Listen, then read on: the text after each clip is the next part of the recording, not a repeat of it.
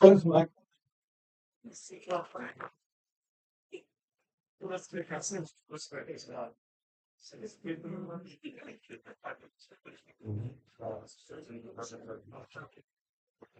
going as well. Yep. Stream across the world. Streaming. Yep. Absolutely. We'll try it without the microphones, I think. Yeah. See how we go. Tēnā koutou katoa. Nau mai, haere mai. Oi. Welcome. Good evening, goedenavond, and thank you for joining us this evening. I have to give my special welcome to the Dean of the Consular Corps, members of the Consular Corps, and of course, Ambassador Art van der Vorst. On behalf of the Dutch Business Association here in New Zealand, it is my pleasure to welcome you to this very special event as we gather to celebrate and farewell Ambassador Art van der Vorst, Ambassador of the Kingdom of the Netherlands to New Zealand. Before we begin, I would also like to take a moment to acknowledge someone who has played an important role in the DBA over the past few years, Charlotte van Son. You've recently stepped down as president after just under 4 years of dedicated service to our organization. And under Charlotte's leadership, the DBA has strengthened its relationships across Dutch and New Zealand business communities, expanded its activities throughout the country, and continued to grow its relevance and impact. Charlotte, thank you for your commitment, your leadership, and the countless hours you have invested in supporting the Dutch business community in New Zealand. And on behalf of the DBA, we are sincerely grateful. Thank you. But tonight, of course, is about art. During his time in New Zealand, Art has been a tireless advocate for strengthening the relationship between the Netherlands and New Zealand. He has been a strong supporter of the Dutch community, a valued partner of the DBA, and someone who has always brought energy, enthusiasm, and genuine interest to every conversation and initiative.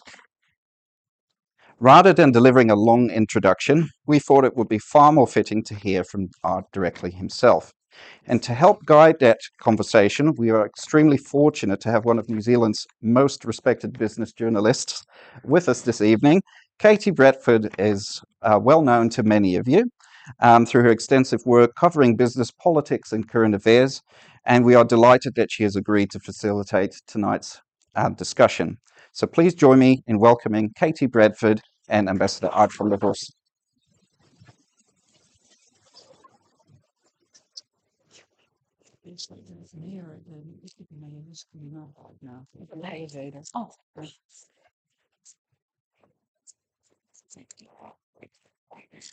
Thank you, everyone. I think we're going to try this without mics. And can you hear us okay at the back of the room? We're all good? Okay. Kia ora. Thank you, everyone. Thank you for that lovely introduction. Far too kind. I do have Dutch heritage, but I'm very embarrassed to admit tonight that I don't know a word of Dutch. So you'll have to put up with my terrible Kiwi accent as opposed to your beautiful Dutch accents instead. Thank you. My Omar would be very pleased that I was here tonight doing this. So yeah. So thank you, Ambassador, for joining us and for being in the room with us. And welcome to the Deputy Mayor who has just joined us. You're heading back to The Hague now. Are you sad to be leaving New Zealand?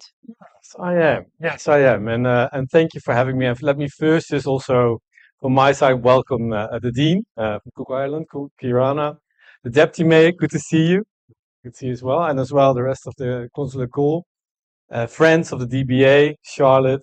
You did an amazing job, and thank you for what you have done and making a difference. And yeah, I'm truly sad to leave New Zealand. Yeah. But I'm not leaving. I don't feel I'm leaving, but I do. But it's like this sort of, I don't. 4 years ago when you arrived here for this role, what did you think of New Zealand and how has that changed or what has changed in terms of your perception? Well, let me first, many of you know that I have family here in New Zealand. So New Zealand has always been part of my family. I had 2 uncles and an aunt moving to New Zealand with their families. There's a cousin of myself in the room. He's over there in the back. He's raised here. And it was always, in that sense, sort of feeling of coming home. Because New Zealand, besides the kiwis and all the souvenirs that we got every summer from our parents who visited New Zealand, there's more to it. And I really had the opportunity not only to visit New Zealand, but also the wider Pacific, as the ambassador for the Pacific, including New Zealand. And that was a great opportunity to see how New Zealand sits, and not as a gateway to New Zealand, but for sure a strategic partner for the Netherlands in the Pacific, yeah, as it is. You had a fireside chat 4 years ago when you arrived, Yes. similar to this. I think some people here were in the room when that happened. And one of the questions you were asked was, in the next few years, what do you think are the biggest opportunities for Dutch business in New Zealand? Can you remember how you responded at the time? Did anyone hear? What did I say? And I guess, how would you respond now about where those Oy. opportunities are at? Oy, yeah.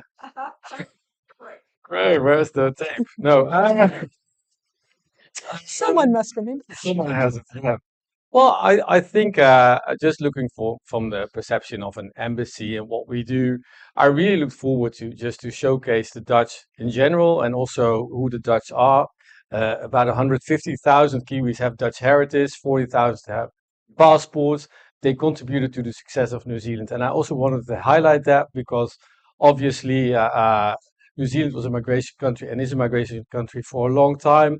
The Dutch were there, and I think there's a lot of important lessons that I thought we can learn from that migration of our own people to this side of the world where we are struggling in our own country, looking at migration and how much they contribute to the success of the Netherlands. So one of the things that I wanted to learn a little bit more about it. Also, I've served, or not served, but I worked with 3 prime ministers in New Zealand. So I started with Sin Ardern, then Hipkins, now Luxon, obviously. And it was quite an opportunity just to be part of that evolvement of politics here and also how actually the country evolved, also on its diverse setup, the different communities and how they were engaged and how they move forward with or without government. And I really enjoyed a lot about being part of that and looking at it, and I could write about it, and especially bringing it back to the Netherlands as a lessons learned, what we can learn from New Zealand. What more do you think could be done to promote business links between New Zealand and the Netherlands? What are we missing? Yeah, I haven't talked about business yet. So obviously, I came out of the United States before. I served most of my time in the United States. So Atlanta is a city of 7 million people. So here I am in the whole of New Zealand. And it was always very interesting to see what business and the added value of the Dutch and what we could do together. So I really looked forward to how we, through collaboration, we can do better, because there are so much similarities between the Netherlands and New Zealand, and there's a sort of added value to each other when working together. So especially in the agriculture and water management issues, I really felt that I have to also recognize my predecessors, how they started and focused on that part of the industries, and really see what we can do, for instance, with Haskoning, Boskalis, Dutch dredging, and all those industries that made that difference. Do you think progress has been made during your time here? Regardless if I was here, probably, but no, because that I enjoy so much about Dutch entrepreneurship, so they don't need me to be successful. I can just guide them, I can create a platform, but they are taking the risk. They come over here, they have to materialize those collaboration. And the only thing I can do is showcase to see where there's opportunities. I can just share some, as we call, market intelligence to see, okay, where are the strengths and the weaknesses, but then the businesses have to do it themselves. And yeah, I think I'm very proud of those companies investing in New Zealand. And seeing that some contracts really materialized well. And I'm also sad of some contracts that didn't materialize. But anyway, that's part of the job. Do you think there's enough awareness in New Zealand of the potential to trade or to do business with Dutch businesses and the benefits it could offer? Yeah. Or other countries have higher profiles, where's there a gap? It's a good question. There are a lot of experts in the room on this is the Dutch Business Association, so there are many of the members here could have an answer to that. But I think that the Dutch are specifically or particular very good in certain things in doing business on their own ways, as I sometimes allude to Heineken, for instance. And Heineken is not a German beer, but it's a Dutch beer. You never know, somebody missing that here in the room. But I think one of the successes of a company like Heineken is that it is a global company. I think we've always been great in showcasing that we are global. We have been always global. When it's not going back to 1642 when Tasman was going around these neighborhoods, but we always have looked opportunities around the world and portrayed ourselves as those that want to collaborate and materialize that success of collaboration by sharing the profits out of it. And obviously, during your time here, New Zealand signed the free trade agreement with the EU, which obviously the Netherlands is part of, been in force for about 2 years now. Have you seen a difference or an impact on that, or what has been the impact on trade with the Netherlands as a result of that? Yeah, well, when I arrived 4 years ago, hardly the European Union was spoken about in Wellington. So when you went to a speech of the foreign minister or the prime minister, they were talking about business with China or business with the Southeast Asia region or doing business with the US. And somewhere in subtitles there was something about Europe, but not really specific. And I think the world looked differently also 4 years ago. It's happening all the time. But we see now that we moved up in the sense of interest. The FTA brought about 2 to 3 billion, depends when you start counting, additional profits to the New Zealand economy, which is massive. It did a little bit with Europe, but we still have to see how it goes. For the Netherlands, we're still sort of the same. Just to give you an idea, that New Zealand exports to the European Union is about 9 billion New Zealand dollars. We, as Europe, export still 15 billion to New Zealand. So there's still a surplus for the European Union in New Zealand. So there we could equalize a little bit. Whereas for the Netherlands, we are just only having sort of an export to New Zealand around 900 million New Zealand dollars, and New Zealand exports 1.4 billion to the Netherlands. So there's a surplus for New Zealand with regard to the Netherlands. But that also has to do with our really famous, efficient and effective port, where a third of the goods of the European Union arrive, so to say. What do where's that trade surplus? What do we, New Zealand, export to the Netherlands? Well, it's a lot of primary products. Dairy. I mean, Fonterra has its headquarters in Amsterdam. There is a Fonterra factory in Friesland, which is a bit in the north, in Heerenveen. So yeah, there's a lot of that. Kiwi fruit obviously is part of it, but that goes through the ports of Zeebrugge, which is Belgium, which is like half an hour south of Rotterdam. Or maybe an hour. Yeah. You have too much traffic. But I think there's a lot of that, and that makes it quite interesting. So because for both of us, we are connected to water. Our countries, we are very much connected to the markets, big markets, and we focus on products that are, that we make a difference, and especially also in the primary industry. But the difference between the Netherlands and New Zealand is that we have over time diversified our market a little bit more than New Zealand. We invested more in research on those primary products and so on. And in that sense, as we are a little bit closer to our markets than you all are, I think we had the opportunity to expand a little bit more than New Zealand.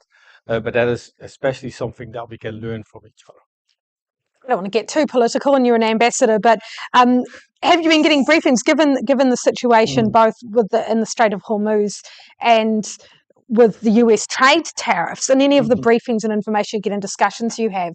Has there been an impact on that trade into the Netherlands? Or do you think there are opportunities there that perhaps New Zealand is missing because there are two big global events going on that impact that? Yeah, and one thing is sure in all of this, that global events will stay happening. So now it's Hormuz, then it was COVID, new things will happen, and it is actually more what we have to do to strategize better to adapt to those situations and to be ready for the next big event. And that's why it is important for New Zealand and also for the Netherlands to continuously just invest to innovate in your industry, diversify, we call it de-risk your manufacturing from countries like the relationship that we have with China.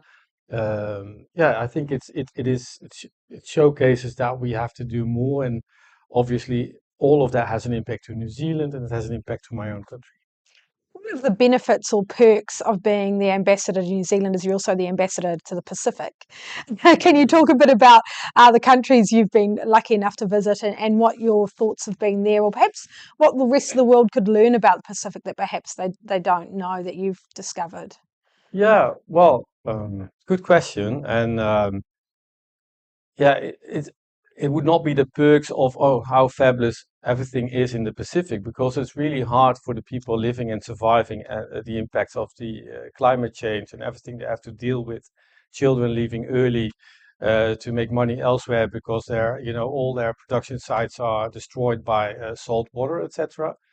So, as representing the Kingdom of the Netherlands, which is actually 4 countries, which is the Netherlands, but also Aruba, Sint Maarten, and Curacao, we have experience with Pacific Islands and also in how you sustain yourself in that really difficult environment. And there's a lot of learnings that we can share. So I really had the opportunity to travel, but not only travel and sit on the table, but also bring our own companies. I recently visited Tuvalu and Fiji, and I brought 6 Dutch companies, engineering companies, that would be very interested in to work with the Pacific Islanders on issues on water management, coastal erosion, resilience, but also on getting away from open cultivation into horticulture structures and so on, just lifting your cultivation out of the soil and getting it in.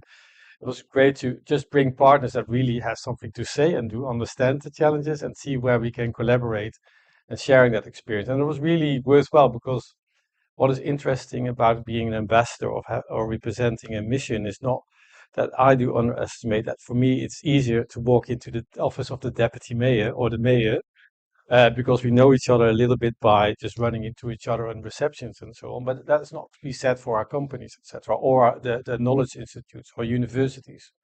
So bringing that together and having the opportunity to bring along people that really understand what the main challenges are in the islands really, delivered something for them, and I really appreciated that. Everybody took the effort as well to sit and so on.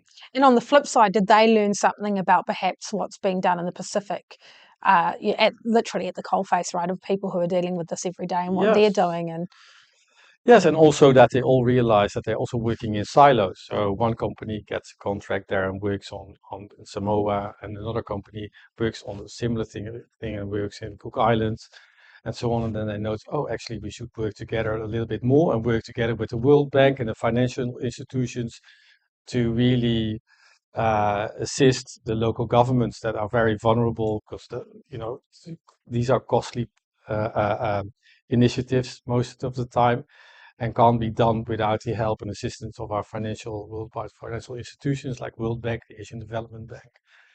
But then it was very interesting that by traveling together, that I really find each other a little bit more, or understand from each other where they can be, how do you say, partners to assist. do you think globally there's enough of a recognition about what those Pacific Islands are facing every day, that it's lapping at their doorstep? Yeah, well, I always nothing about them without them. So the honorary consul of Cook Islands is in the room, and I think that it's very important that not only at the COP and the pre-COP will be now in Fiji and Tuvalu in September. That's really important that we assist them in telling and sharing the story, and that is a duty that we have. I had the opportunity to travel around, see most of those Pacific Islands. And tell the story back home and see where we can find assistance to do so. But no, I think that more can be done, definitely. And on that, and I know you're a diplomat, but you're very open about the fact that you feel inclusion fuels social, cultural, and economic progress. We live in quite a divided world right now, and even in the time that you've been here, we've seen quite a shift in global politics. How How do you feel about that? And I guess how do you, in your role, want to try and combat that, or do you try and combat that? Yeah, well, I'm not a politician for one, so I do not see any benefit of politicizing the divide between people. My job is building bridges and bringing people together. So that's just frankly my job, and that's what I do. And I also learn from an economic point of view that there's so much benefit in recognizing the diverse nature of our communities. If you just look aside, you see that people are different and that you can learn a lot from each other. And that any decision making made in an organization with different views is much stronger, takes maybe longer, but is much stronger and serves really the community that you want to do business with, than having just a whole organization that say, "Oh yes, boss, that's great," and then it doesn't serve anyone. And it's not great for business. I'm Dutch after all, so we want strong economic opportunities, and we feel that by bringing everybody on board and having a reflection of the community that you want to serve, or you want to do business with, bring that into the house. Not easy, but it's something that I think I value very much, not because it's fair, but also because it's economically wise to do so. Does it concern you, the shift we're seeing towards division rather than inclusion? Yes, it worries me. Yes, yes, it's sad because we have seen it in the past too, and I think it's something in humanity that we do not learn from the past so well. And you think, why do we have to go through this again and again and again? And you hope that we can do better. And I still see that the glass is half full, but I'm worried. Obviously, yes, I'm worried. And do you think people like you speaking out in the way that you do in a sort of moderate tone may help to try and change some of that? Yeah, well, I think I mean, I might be called ambassador, but all of you are ambassadors in this room. You all are part of a world where you can be inclusive or not. You decide yourself. You don't need a government to say to you, okay, let's politicize and let's divide ourselves and make ourselves a completely segregated society. I mean, it's the schools, it's the businesses, it's the councils. They decide themselves what they want to be and who they want to include. They don't need a government for that. That's just my story, what I try to say all the time, and not let ourselves being kidnapped by a sort of hype that it is cool to say you're part of it and you're not. New Zealand and the Netherlands government are quite aligned on a number of topics, including around the Ukraine and the Middle East.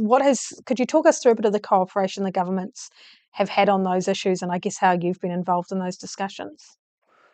Well, the biggest challenge for us, for the Dutch at the moment, is besides the impact of climate change, is Ukraine for us, for Europe. And that really is a direct threat to our country and our opportunities and our people. And what we have with New Zealand is obviously that we protect the international rules-based order. I mean, we've learned a lot from the past, and New Zealand and the Netherlands has always come together in those international and multilateral fora to sit to each other and say, okay, there's a rules-based society, and that serves us all. It keeps our people safe, that keeps our prosperity going, and also gives us an opportunity to collaborate and gives a future to the next generations, and leaving a safe and secure world. And if that is undermined, like what's happening with Ukraine, it's important to have partners like it is important to Do be. you want us? Do you want us to have the mics? We can. Yeah. Yeah. Yeah. Yeah. Okay.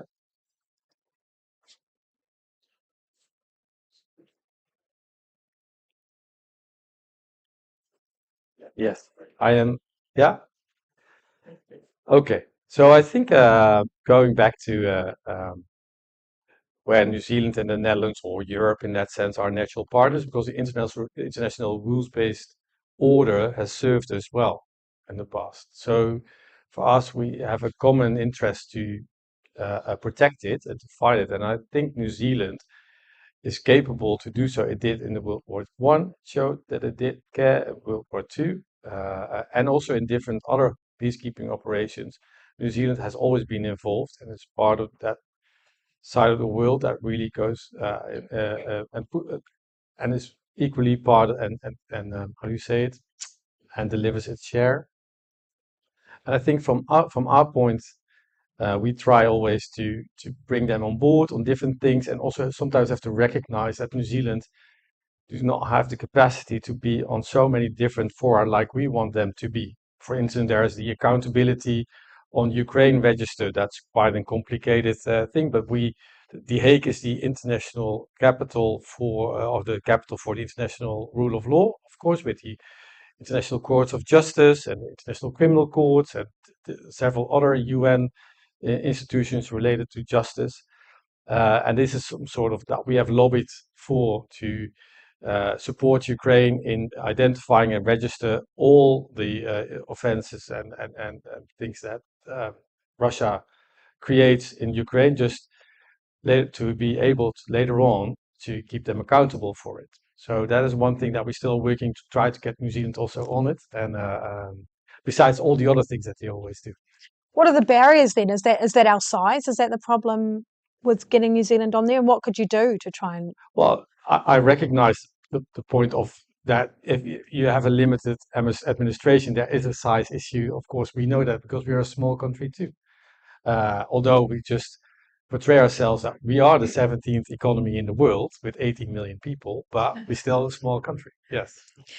And given that a lot of your experience has been in much bigger countries than New Zealand, what do you think you've learned from those countries that you could pass on to New Zealand, both in terms of some of those multilateral issues and in terms of business, I guess?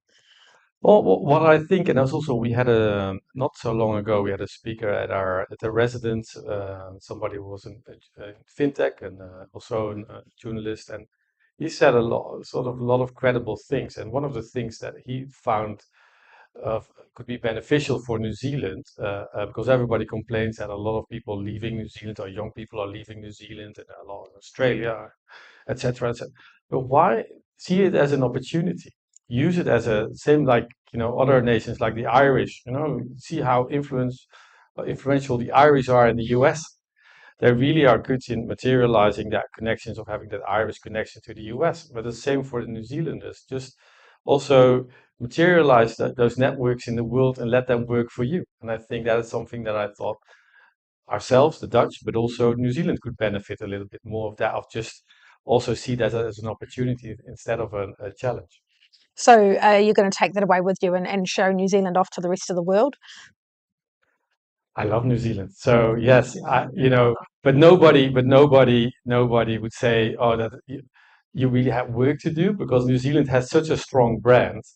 So everybody talks about New Zealand, that New Zealand is the perfect country to be, and it is. It's a beautiful, clean, and green New Zealand, and they campaign well. There's 100% pure New Zealand in the room, so you do a great job.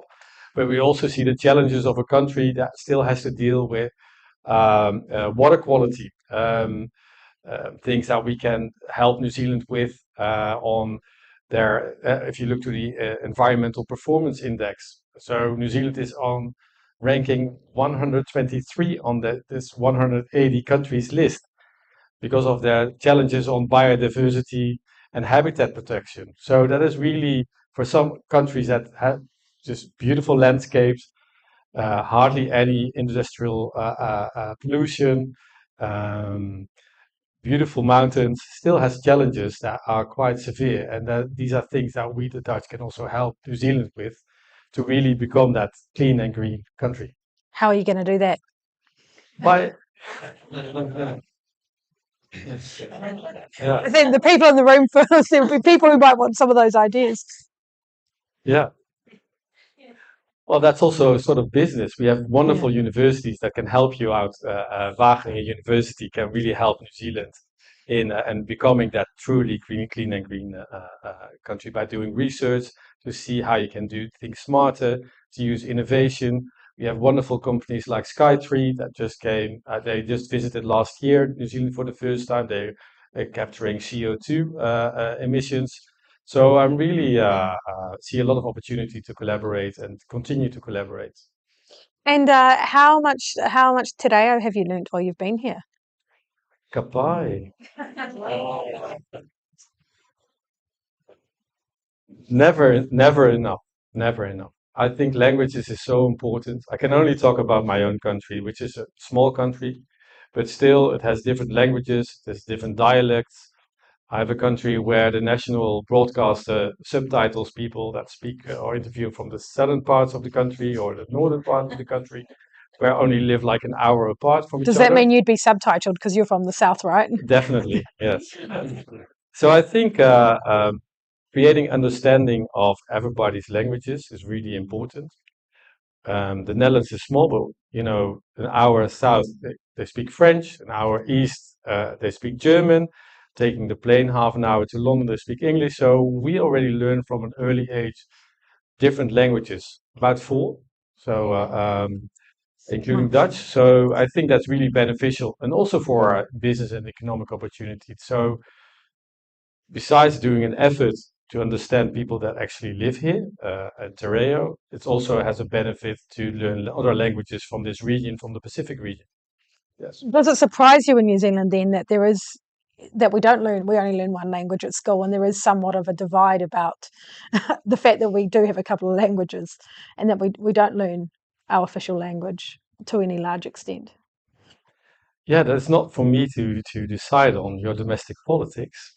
But it is interesting coming from an education minister who has Dutch heritage too. So no, I think that is a journey that you have to go through yourselves and see the benefits of it, I guess. Yeah. And you've just talked about it a bit, but what stands out to you about the differences between Kiwi culture and Dutch culture? That again may have surprised you, or things you may have adopted yourself, or you're going to take away with you. Yeah, we are much alike, and we are as diverse as we are. But I was in Parliament, and one of the MPs with Dutch heritage, Marja Lubeck, said in her final speech in Parliament and apologized. She said, "Okay, well, the Dutch are sometimes too direct, and the New Zealanders are too polite, and so that is not helpful to sometimes the debate." And we wish that we could just meet in the middle a little bit. And I think that is something that is really for us also to say where we would go ideally directly to the topic we want to discuss, or a no is a no, and you get to hear that in the first 5 minutes. The New Zealanders would tell you or share with you, yeah, maybe we could share another few ideas, and not saying no and just send you in the bush, so to say, and wondering if they were meaning yes or no. So there is a difference in approach and culture, I would say, in communications, definitely. Anything you like that we do here that you want to take away with you? I think, yeah, in general, that's why we're losing so many doctors and nurses to New Zealand, because they really struggle with the pressure in the Netherlands in how we run our medical services. Is the work-life balance that you do much better than we do. Sometimes, of course, we think it's not useful. It's not, with a business approach, we say, okay, you have to be 24/7 available. But I think, especially the younger generation, does so much better here in just balancing that sort of work-life balance. That really sound like a grandfather sometimes. Like, oh, really? But that's better because we have to go for a long time, and you need a stable, balanced, healthy mind as such. And also, I'm so impressed by, and also by my own husband working in the health industry, is that at 5 o'clock it's so busy in all your gyms, etc. Well, I don't know if any of you are, but in general, it's massively impressive how much is invested in the health sector and that you all participate in. I'm surprised to hear we're so good at that work-life balance. Some of I might need some tips from those people. Okay. I'm in Wellington, so maybe Oh, that's because you're in Wellington. I lived in Wellington for years. I guess anything that you're going away with disappointed that you had come in here with ambitions or things you thought you were going to do that hasn't been able to happen for whatever reason, or things you'd like to change? Well, one of those things, and I'm very grateful for the DBA, is that I love Wellington, but that's not the business capital of New Zealand. So one of the things that I find very difficult to do is to really provide the Dutch community. The DBA takes a lot of that, but that's an organization of volunteers, of getting more or a better platform for the Europeans coming here to provide information. The whole New Zealand EU Business Forum, or the Europe New Zealand Business Forum, I have to say, is an organization of almost, I think all of them, Peter, volunteers. Is it? Yes, it is. And I think our community, our business community, really deserves really professionals on that side to help them out in that sense. And we are obviously in Wellington, so that is not helpful. Secondly, I'm all about efficiency as a Dutchman, so I see a lot of our businesses, Dutch businesses, setting up in around Sydney or Melbourne in Australia.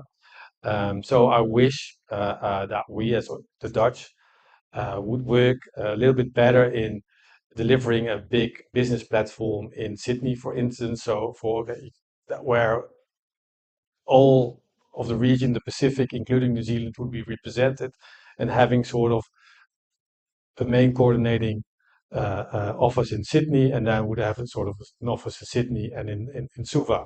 That would be my ideal setup, so to say, because to be fair, if people fly to do business to this region, they will arrive firstly in Sydney or Melbourne. That's just the main fact. And to get them here, I need also professionals on this side. Obviously, not only on the New Zealand side, but also on the European side. So that's something that I really didn't achieve, but that's a vision that I still have that we could do better towards the future. You're talking about satellite offices, right? In Yes. Auckland or so forth. What does New Zealand need to do on its side to help make that happen? Because that can also mean economic growth for New Zealand businesses, not just for Dutch businesses. So what could New Zealand do better? Well, I think that we have to sit closer to each other, and it doesn't. I mean, Auckland and Wellington are sort of close by, but still aren't, and are different cultures and different approaches. So we need to sit more together, or in Auckland or in Wellington, to strategize a little bit better. And I think the FTA gives us that opportunity. And the FTA is really useful for here. Same for the Pacific. And now also with the FTA in Australia. So I think we can strategize a little bit better and not say, okay, this is only for New Zealand, or this is only for the Pacific, or this is only for Australia. I think through collaboration, the New Zealand, Australia, and the Pacific Island countries, together with the European Union, can do a little bit better on that. And again, when we're seeing the differences with the US over tariffs and difficulties with shipping and so forth through the strait, is the time now to actually say, well, where can we, and I hate using this word, but pivot to, where can we go, and what are the gaps that actually, Dutch businesses could be grabbing onto and making the most of it at times of tough times. What is your question? So where are the gaps? I mean, is now the right time? How do we go about, how do you go about jumping on those opportunities? Yeah, I think that we are in the midst of it, because it showcases how we talk about this world event, and we learn we can't focus only on Hormuz now or only on COVID. We know that events happen, and we need to adapt ourselves to it and strategize. And I think it's also shown that the European Union now came much more to the forefront than ever before, because 2 or 3 billion New Zealand dollar gain in 2 years. So there's some money to get instead of talking about other markets. So I think there is an opportunity to do so, but we can do a little bit better in collaborating and coordinating that effort. And I want to give the opportunity in case people in the room have a couple of questions. So my last official question is, Kiwis love hearing about how great we are and what you like about New Zealand. Can you tell us what you miss the most? I love this sort of really, you're so into sports, and then I always wear the wrong T-shirt, from the wrong team all the time. So I was in Wellington, and I was looking at a Chiefs game. So I got myself a Chiefs T-shirt now, and I got so much slack next day, that I was wearing publicly a Chiefs shirt. So And now I'm here in the blues capital, so probably, yeah, you know, I love it. I will miss that so much. That intensity. At the end of the day, it's by coming together to be a little bit competitive, to be sitting there with a beer or whatever, and just enjoy a really good game. I love football, and the World Cup for women was a real success, and I really had the joy with my team to facilitate that for the Dutch team that played in New Zealand. But sports in general, every time gives me really a kick, and I think I will miss that a little. Yeah, I will miss that in The Hague. Yeah. The Hague's not big on sport.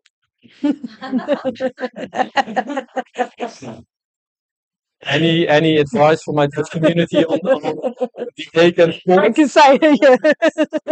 Yeah, Sorry? German. Oh yes, was okay. Yeah. Oh, field hockey. Yeah, field hockey. Yeah. Does anyone have any questions that they want to ask?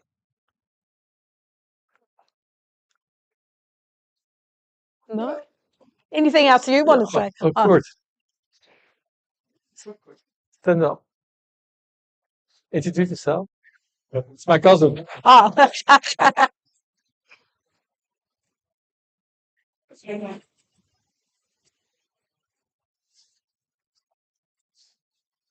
Always trying to stand, leave, and then we.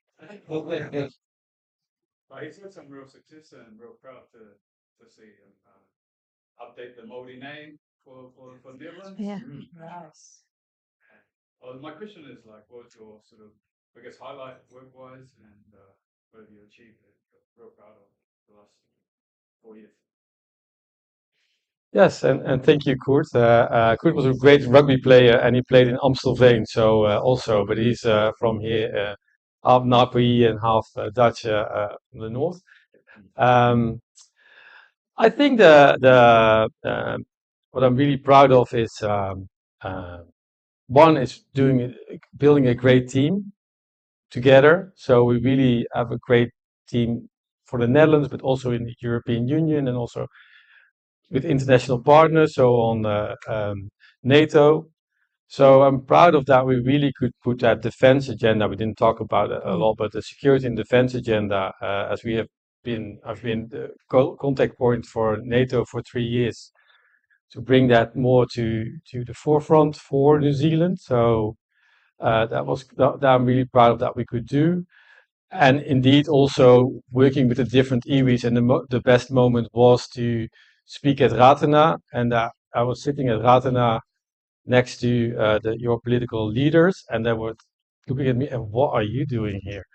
And I explained them that there are 7 wakas in Ratena on the facade. No worries, Ashley.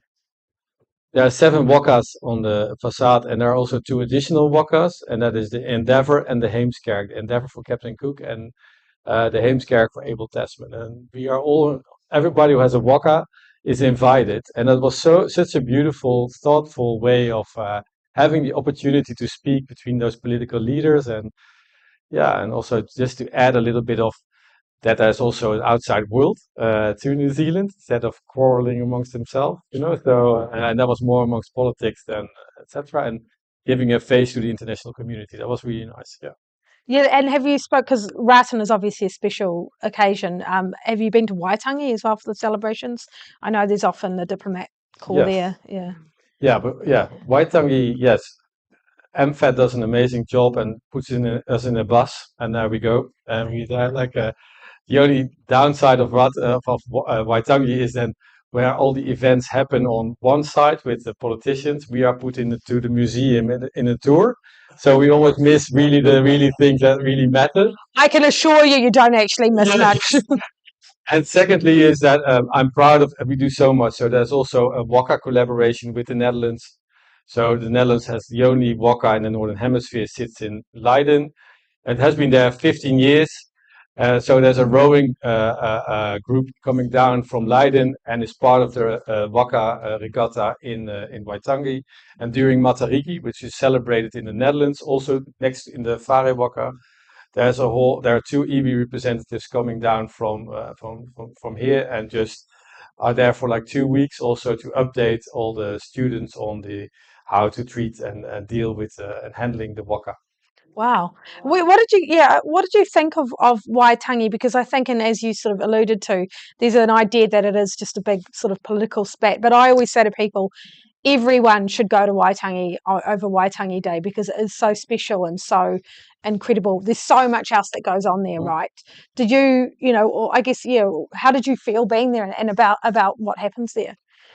Yeah, it's really special, but I'm also very much aware that like the different iwi are present there and the history is very important, that this country exists as so many more communities, like my own Dutch community, and also the South Pacific and the Chinese that have been here for a long time, and the Pacific are there. And also recognize the fact to be there, to spend time, always gives me the opportunity to think on all the other communities as well, what they bring to this country and how they all work together. And that's, if you've been around the Iwis, you know that for them themselves to work together is already a journey, like for us. So it is so interesting to learn from that and also to see also the other communities as well and how they build a life here and bring success to New Zealand. Cool. Tell us how you work and cooperate with your other EU colleagues in Wellington, because I think that that's been a real success in my observation, the collaboration in Tauranga a few weeks ago, field days, you together with the DBA seem to take over and lead it, but I think that's worth a mention, those 2 points are. Yeah, I mean, we are stronger together, so that's really important. If it's been in the EU or in NATO member states as well, we have to work together to be successful. And I think at the end of the day, we're just people, we're just a group. The EU is 27 member states. There are only 8 present in New Zealand, so it's not a lot. So we really try to do better and really help to create and improve the profile of the European Union for everyone. And I think we can only do that to work together. We have so much diversity to show. The French do a lot on culture. They do a lot on business. They have a history as well with New Zealand. The Germans do that as well. Germany has experience like the French in the Pacific. They all bring different perspectives that are really helpful. And by traveling, you just also learn a lot from each other. The Irish ambassador went with me for the first time to Tuvalu, and then we noticed that half of the island of Tuvalu is called O'Brien. So there was an Irishman in the 19th century who escaped the Brits, and just settled down in Tuvalu and had 5 families at the same time. And really, the offspring sort of has created this community, and they're really proud of that they called O'Brien, but also which pillar they are from. So there's so much that we can learn from each other, and we are so connected in different ways that I thought, okay, that is really interesting. You didn't find a Dutch name in there as well? Well, I know there's in Cook Islands, there's a little outer island on to the east of Rarotonga, and there's a place called Holland, a village which is called Holland, and that is because that village there was a Dutch missionary from my region, where I come from, and he has lived there for over 40 years and set up a church and a group. And as out of respect for him, they named that place Holland. So really, you travel far and you'll be surprised where we have been before. Not in New Zealand, we're not. Anyone else? Yeah. So you chose a good time to go back to the Netherlands, and it's summer there. Summer, oh yeah. Summer in The Hague. So what are the things that I know you traveled a bit back and forth, but what are the things now going back there that you're really looking forward to do? Well, I think, and I look at my husband as well, it is for us, we've been out 8 years, we know each other 17 years, and we only lived in the Netherlands like for 3.5 years. So my parents are 80 and 82, and they say it's time to come home. So I really look forward to family time in the Netherlands. I had a lot of family time here, but I think one of those things is that you recognize how important family is, and that you stay connected and put the work into it and invest in it. So already having the opportunity to go back home and to see my parents more often is really a joy. Maybe Oh. going into your next role, I believe it's something to do with communication. No? Yeah, maybe. What sort of experiences or like how are you going to bring your New Zealand 4 years to the Netherlands and like also like what sort of story do you think I should tell like when I go back? I think we talked already a little bit about collaboration, and by collaboration, you can, be successful in creating, for instance, the EU business event that we did by working together. So that's what I learned a lot and bring along also in my next job is like how can you work together with limited resources? Because although you are the embassy of France or Germany, you still have limited resources. There's always more that you can do. And I think by what we did here, working with our colleagues in Suva, but also in Canberra and Sydney, really we create an opportunity on working together and divide sort of responsibilities, what we can do. I will be appointed inspector to the Foreign Service for the coming 3 years. That means that I oversee our embassy network around the world, and also gives me the opportunity to look how they are doing, but also sort of reflect on what they can do better or where we can support them. Because we tend to work, I think it's the same in the business, we tend to work in silos. And sometimes we can learn much more from each other by just knowing what we actually do and how you can just also work together. Thank you very much. I think that's a good way to end. Thank you, everyone. I hope I don't want to get in the way of your wine and cheese, which I think is waiting out there for you. Thank you, Ambassador, for your thoughts. I found it very interesting, and I hope everyone else does. And thank you for having us.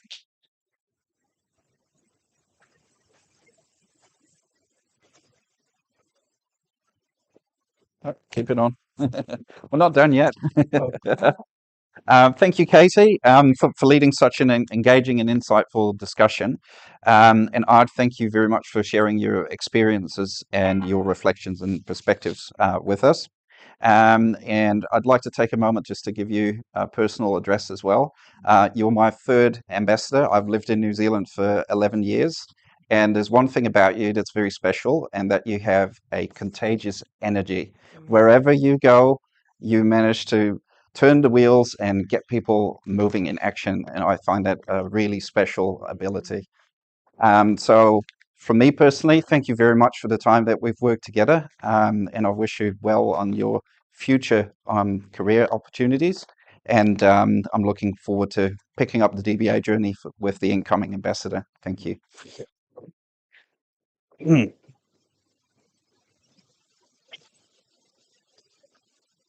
So on behalf of the Dutch Business Association, I would also like to thank everybody here who joined us tonight. Your presence reflects the strength of the Dutch New Zealand community and the relationships that we continue to connect between our two countries. And events such as today are only possible because of the support and the engagement that we have of our members, the partners and friends, and the wider community. And we are very grateful that you chose to spend this evening with us, despite it being a Monday. Please join me once more in thanking Ambassador Art van der Vorst for his service, his friendship, his contribution to the relationship between our countries. And we wish Art and his husband, Peter, every success, happiness, and adventure in the next chapter ahead. Thank you all and enjoy the rest of your night.